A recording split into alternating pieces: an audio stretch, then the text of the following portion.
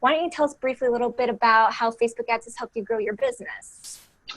Yeah, absolutely. So I'm old school in terms of using Facebook and I guess social media in general. I'll give you a bit of a context as to where I've come from and probably set the scene as to where I am today. So I started doing social media marketing back just out of necessity back in 2000 and 2008. So a while ago. So 9 years ago.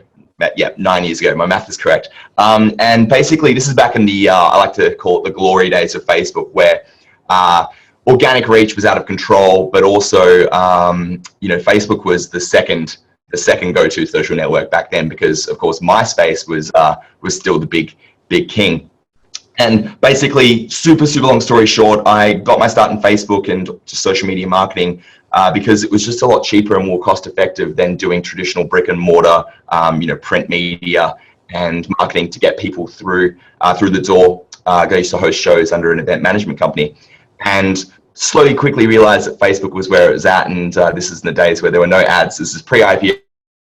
So no Facebook ads, organic reach was out of control, and there was it was like, if it's really noisy online with Facebook or in the Facebook ecosystem today, 2008 was pretty much the deaf years. Everyone was deaf and mute. There was just not much going on, which meant that if you're trying to tell a story or not sell ads, but sell products or get people to attend your show or whatever, it was really easy, and it was also free.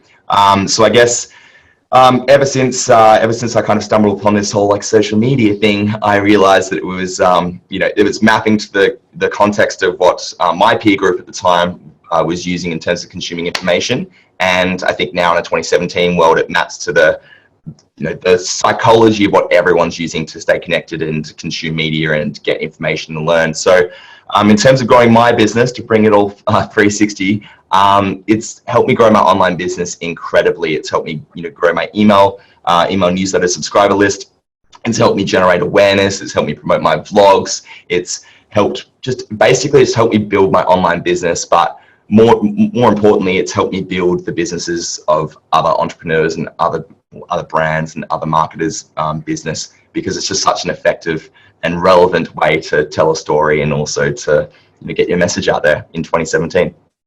Cool, that's great. So I know some of the things that you've talked about in your blog is consumer psychology, and that's something that we're actually haven't touched on in the summit. And I'd love to hear your perspective on this, and why should we care about this consumer psychology? Absolutely. I guess first and foremost, I do not have a background in psychology. I took fun fact, I took one sociology unit when I did a year abroad in the United States during college, but so I'm not an expert by any means, but I guess just in terms of my own personal experience and my professional experience in the platform, and also I guess common sense really.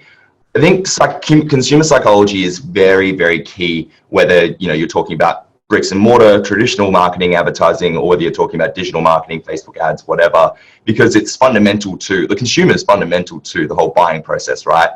And what I think a lot of people fail to consider or to understand is what's actually going on in people's heads when they see your ad, or when they see your Facebook post, or when they see your Instagram post, or they see your Snapchat story.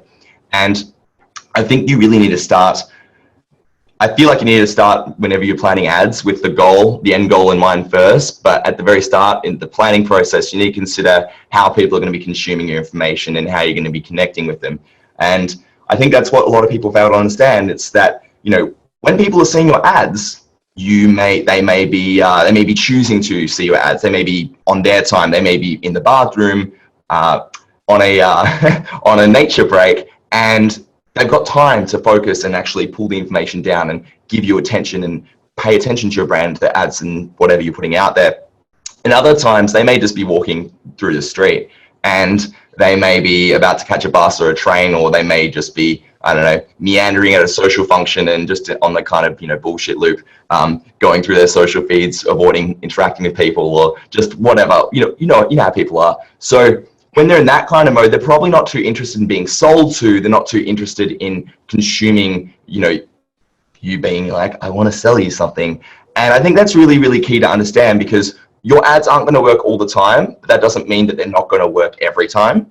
And it also means that you've got to consider which platform you're going to be telling a story on, or which platform you're going to be rolling your ads out on. So, obviously talking about Facebook ads today. Facebook ads are amazing. Instagram ads are amazing. But is that where your target market, is that where your target audience is consuming your stories and your information? Is that where they're spending most of their time? If the answer is yes, then that's awesome. We should roll out some ads to them and test to see what works. But if you're working with a demographic that is not maybe Facebook focused or not maybe Instagram focused, you may have to consider using other platforms to get your message across and achieve whatever it is your overarching goal is, whether it be leads or online sales or just awareness. And I think I've answered your question. It's a bit of a long-winded way of answering it, but I think you really just need to consider where people's heads are at before you try and shove marketing messages down their throat, because at the end of the day, they're the ones that you're trying to sell the product to. And if you're not considering where they're coming from, then you're not doing a really good job in terms of marketing, in my opinion. So is that what's key into developing a successful Facebook ad strategy, or is there something else that you would consider that would be like really key to developing an overall successful Facebook ad strategy?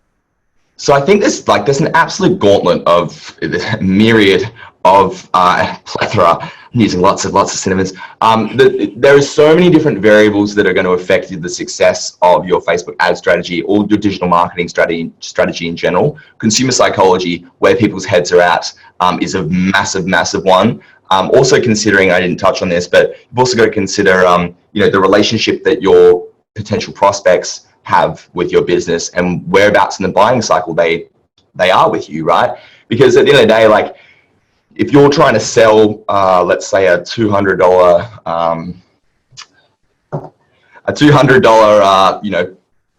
watch, or not watch case, glasses case or sunglasses case, to a fancy designer sunglasses case, to someone that you've never met before, you've never really taken on a date, if you will, and you're trying to sell that $200 price point product to them, and they've never heard of your business before, let alone heard of your brand, your likelihood of success is going to be close to nothing, right? And you need to remember, I guess that's a really good way to understand, is that you need to remember where they're at with the purchasing cycle with your business. So if you're trying to sell such a high ticket product item to someone that's never heard of your business before, you're not really going to have much of a chance. So you probably want to romance them a little bit. You probably want to get to know them. I like to think about digital marketing as dating, right? In terms of awareness, let's say you meet a girl. Let's say that you and I, right? We meet at a bar, and I'm like, I see you across the bar. I'm like, I'm going to go and talk to Susana. I don't know your name at this point, so I'm going to go talk to that girl. And I come over and I talk to you, and we have a friendly conversation. And I'm not going to try and take you home. Excuse the analogy, but I'm not going to try and take you home on that first interaction, because firstly, it's not how I roll. But secondly, it's inappropriate, and I guess you want to be romanced a little bit, just like a customer wants to be romanced a little bit before you try and sell something to them, or before you try and close a deal per se. So I feel like in terms of psychology, in terms of the most important things with Facebook ads, is you've got to understand that there's a process in which people need to go through: awareness, or I guess attraction, if you will, and then courtship. So, warming up the lead and making them more aware about your business and what you stand for and why they should be interested in you, provide value, provide utility, just like you would when you're, you're courting a prospective partner in real life. You want to take them on dates, you want to get to know who they are, you want to get to know them. And then finally, commitment, right? So the commitment in the, the purchasing part of this analogy would be buying from the business, and in the dating relationship part of this analogy would be, getting married, or, spending more time together, or becoming boyfriend, girlfriend, Facebook official. And I think that's really important. I think it's an okay analogy to use to understand how you need to be treating your customers, and also what the kind of ads you need to be rolling out to them. So if we don't know each other and I come and talk to you at the bar and I'm like, yo, let's go home straight away, and it's the first thing comes out of my mouth, there's a 0% chance that's going to work, in the same way that there's a 0% chance that a customer's going to want to buy your $200 sunglasses case if that's the first time they've ever heard of your brand. So I think that's really important. And I think the other things, one of the other most important things, we can talk super top level in terms of Facebook ads, would be split testing. So just because you have an assumption as to how you think your audience is going to respond to your ads doesn't mean that that's correct, right? And I mean, I've got a lot of experience. I'm still learning every day. Like, I'm good at what I do, but I have so much to learn, right? And even me, I just surprise myself, and when I work in my own campaigns or clients' campaigns, I'll always do a bunch of different split tests, at campaign, ad set, and ad level, testing different demographics, different audiences, different ad types, different headlines, different ad copy, different color images, images that feature humans in them versus iconography-based images. And the goal of all of them is exactly the same.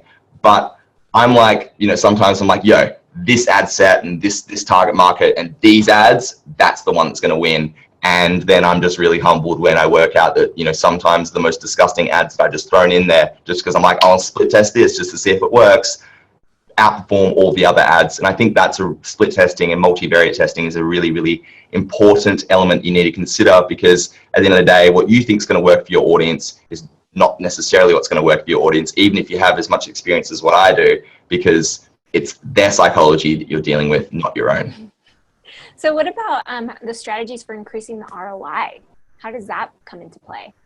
So yeah, that kind of ties nicely into the split testing thing, right? So when you're split testing, it allows you to, the way that I go about split testing anyway, is I will, I'll have a goal for my campaign. Let's say, we'll keep it easy. Let's say that I want to generate leads for my list, right? And let's say I've got a really baller case study lead magnet, and I'm generating leads with the overarching goal of selling my new course. I'm going to plug it. It's called Funnels 101, but that's the goal, right? And I'll explain the process that I'll go through in terms of achieving that ROI. So I'm trying to sell my online course. I want to start initially by introducing myself to an audience in the same way, go back to that dating analogy earlier, in the same way that I want to introduce myself to you if we didn't know each other and I wanted to meet you at a bar, right? So I would introduce myself online with, say, a Facebook lead ad, or maybe just a click to website link ad campaign, driving them to a landing page which tells my audience that I've targeted about this case study, right? And I would then go about sending out different versions of those ads to different subsets of my audience with different colors and headlines and copy, like I said earlier, to work out which ads and which campaigns and which campaign goal type are converting at the lowest cost, right? So the lowest cost per lead. And I would do that, and I would test that at a really small daily budget at first, $5 a day, say. So let's say I've got 2 campaigns, and I've got, say, inside those 2 campaigns, I've got 2 ad sets that I'm split testing, and then inside those 2 ad sets, in those campaigns, I'm split testing 4 different ad types. And I'm just running $5 a day across those 4 ad sets, which is $20 a day. Just slow me down if I'm going too fast. So I would test that for, say, let's just say a week, right? So that's going to cost me over 7 days. Let's call it 5 business days. So that's 5 2s are 10. Is that my math correct? It's $100, right? So I spent $100 testing to see what works and what doesn't work. And in that data, it may not be enough data, depending on how much my cost per leads are, but I'm going to have a small amount of an idea of, or, a better idea in terms of which ads work better with which audiences, and I'm going to be able to see certain trends and patterns. And from there, I can either choose to keep running the tests if I don't think I've got enough data, or I can choose to start getting rid of some of the really underperforming ones and optimize the ones that are performing the best, right? So by starting with a really small daily budget, testing to see what works, and then getting rid of the ones and optimizing for the ones that do work, or getting rid of the ones that don't work, optimizing for the ones that do work, I'm then able to change and improve my cost per lead, decrease, which is basically decreasing the cost of acquisition of the lead, and decrease my overall cost per clicks if that's what my goal is. And by definition, when you're decreasing the amount of money that you're spending in media, and eventually as that would trickle down in my funnel and lead to, say, people buying an ebook or buying my course from me, if you're spending less money on media or less money on acquiring those leads and generating those sales, then by definition, your total return is going to be a lot higher because you spent less acquiring those leads. And I think that's one of the massive reasons why I'm such a big proponent of split testing, because if you want to have cost-effective return on investment from your Facebook ads, you've got to make sure that you're putting in the work, doing the split testing, decreasing the money you're spending on ads, and increasing or maintaining, if not increasing, the return that you're generating from said ads. Cool. So I know one of the things that you also focus on is the cost per click. And so why is it important to pay attention to cost per clicks, and how do you drive those cost per clicks down?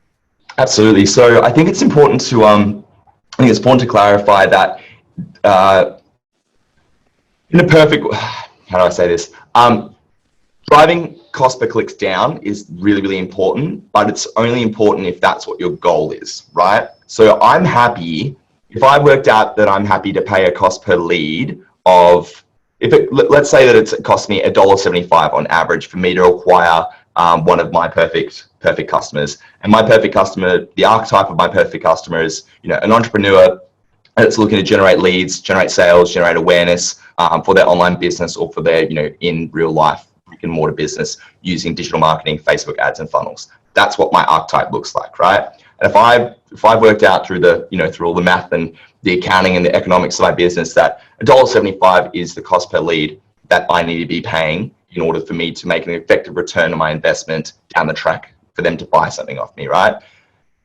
If that's my goal and I'm trying to acquire leads in that example, then I'm going to focus on my cost per lead. I'm going to be less romantic about what my cost per click is, because I know that ultimately, if I can get my average cost per lead at $1.75, the cost per click's it's irrelevant, right?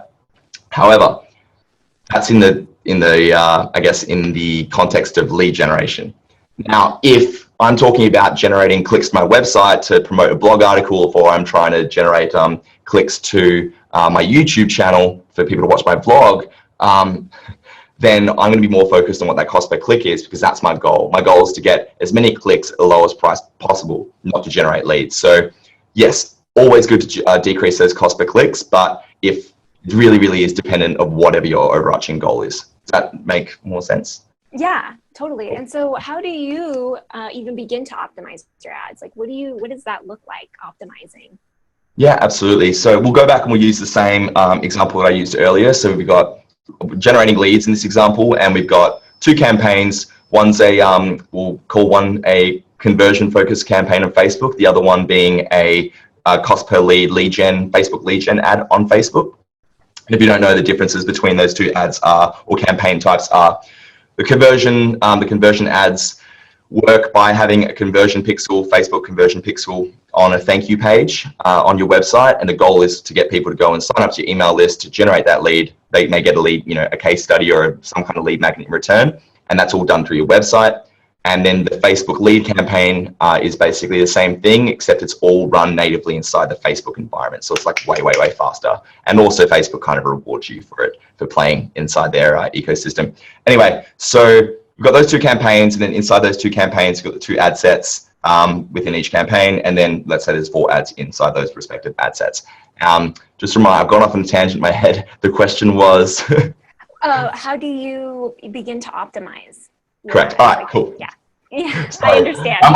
I'm juggling I'm seeing it all. I'm seeing the matrix, and then I'm just like, oh, what was I answering? And so we're deep in the funnel here. We are deep. So the process optimization is very similar to what I was saying before. So we're running those split tests. We want to run those split tests. I like to just do $5 a day, per ad set. And I usually, depending on the budget that I've got, and the also the luxury of time that I may have or may not have, I usually like to get around, this is not gospel, but this is just what I like to do. I usually like to get a confidence interval around 400 to 500 clicks within each ad set, right? Now it's going to cost you a decent amount of money if, and probably not be viable for a lot of people, especially if your cost per lead or your cost per click or cost per conversion is quite high.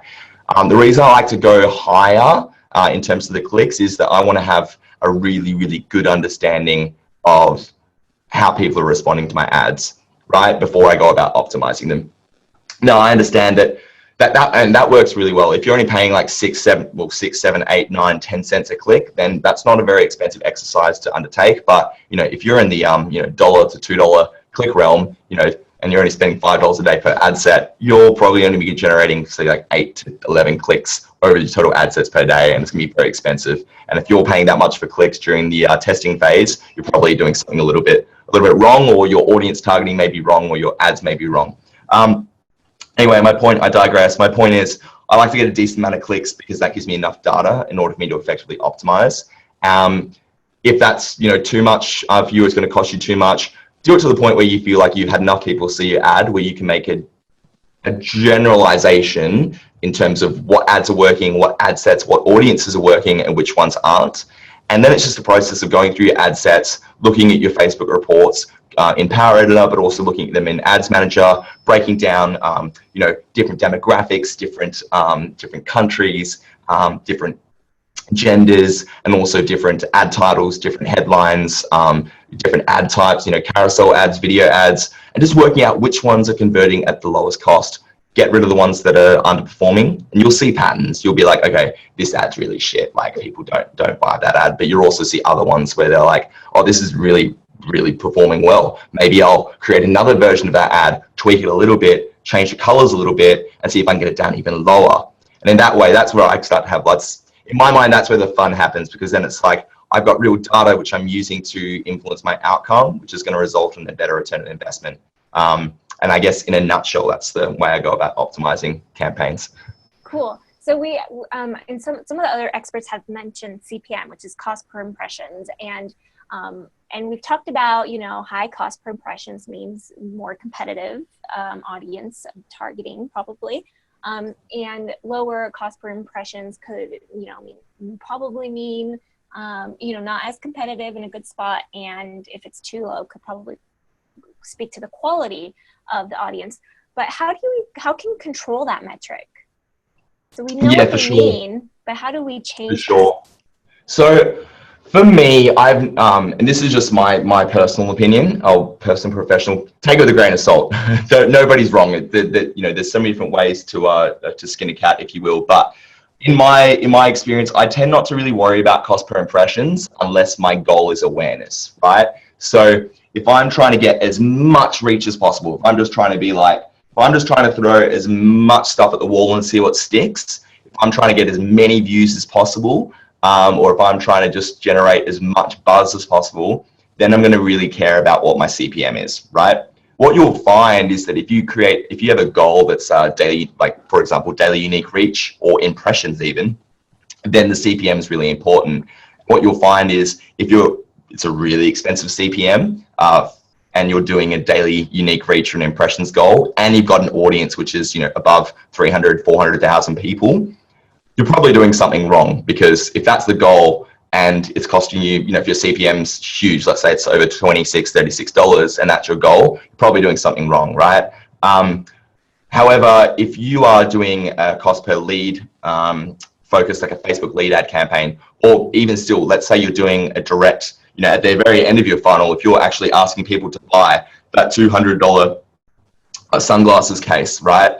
And you find that your CPM's like $46, so you're paying $46 per 1,000 people that you're pushing this ad out to, but you find that your cost per conversion is only, you know, $10, right? And you know that's only cost you $5 previous to that. So in essence, the cost of your customer is $15 at 10 plus 5, and you're selling it at a $200 price point. And if we just do some basic economics accounting, let's say that costs $50 to make, your cost of goods sold is what, $65. I'm terrible at math. $65, this bit's going to test me. So you're selling at a $200 price point, $65. Let's like take another $5 off for merchant and shipping. So your cost of goods sold is $70, and you're selling at a $200 price point. That's $130 net profit, but you paid a $46 or whatever I said cost per 1,000 impressions. So in that context, the CPM doesn't mean anything, because your goal is to sell the sunglasses case. But if your goal was to basically run an Instagram campaign or an Instagram story campaign, or a really sexy micro content, you know, 2,000 by 2,000 pixel Facebook ads or video ads campaign at the very top of your funnel, getting people interested in how sexy this sunglasses case is. And I appreciate how bad of an example this is now that I'm explaining it more. If that's your goal, and your CPMs are, you know, it's costing you $46 per 1,000 impressions, you're probably doing something wrong if it's at that point in the funnel, right?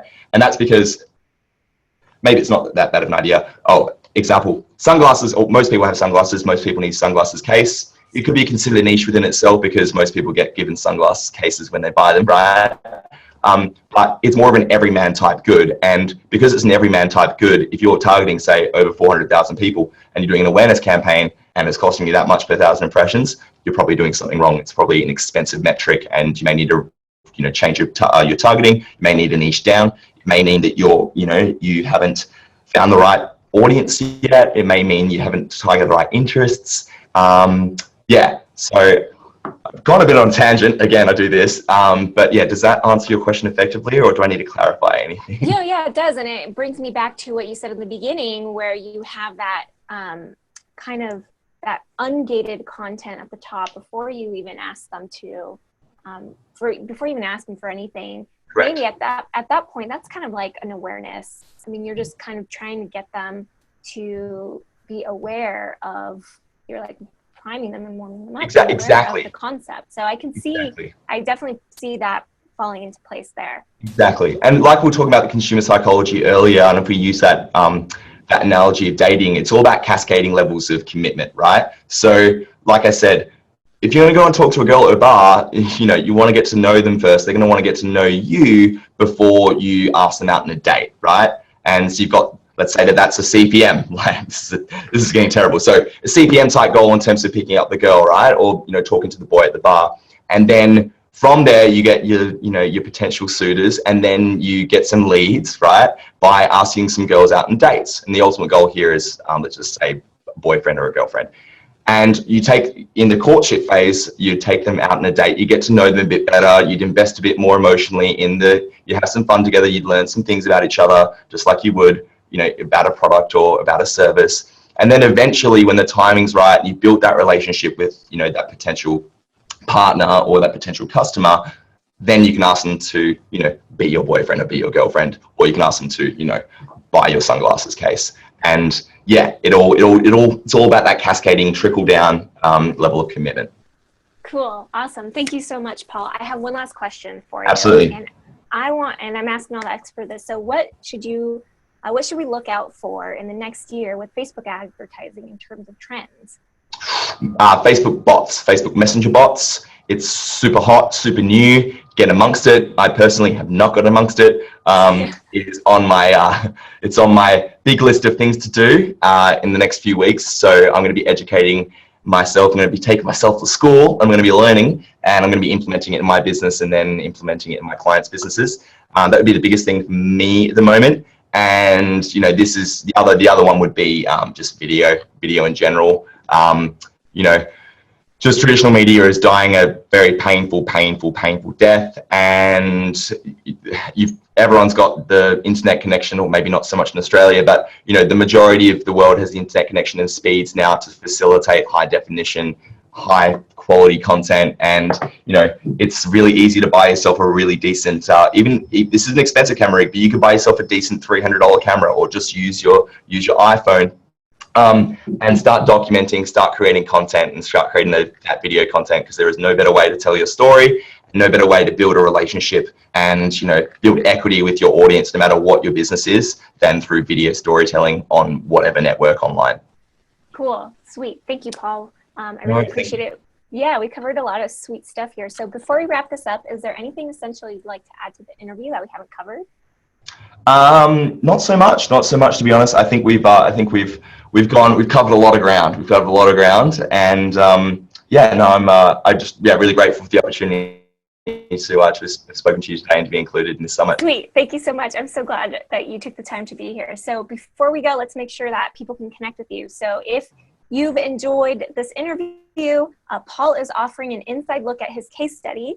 It's a blueprint that reveals exactly how he generated exactly $251,374.87 of sales from 16,000 roughly of Facebook ads in only 32 days. So just to give you an idea of what's in it, you'll learn the 3-stage process that he uses to remove the guessing game from his audience targeting, and how to decrease the total costs of every single Facebook ad you run.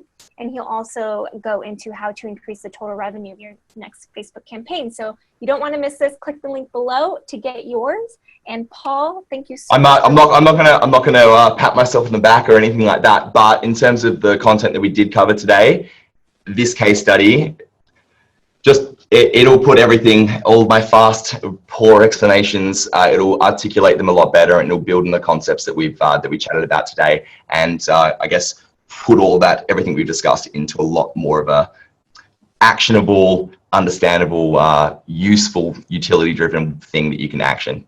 All lessons. Yeah, thank you for clarifying that. Definitely, it'll if you want to take this conversation further, it'll be right in there, easy for you to absorb. So, Paul, thank you so much for being here. I really appreciate it. Thank you. Really appreciate it. And for those of you watching, thank you for sticking through this and making it this far. I really appreciate it. I will see you in the next interview. Thank you so much. See you guys.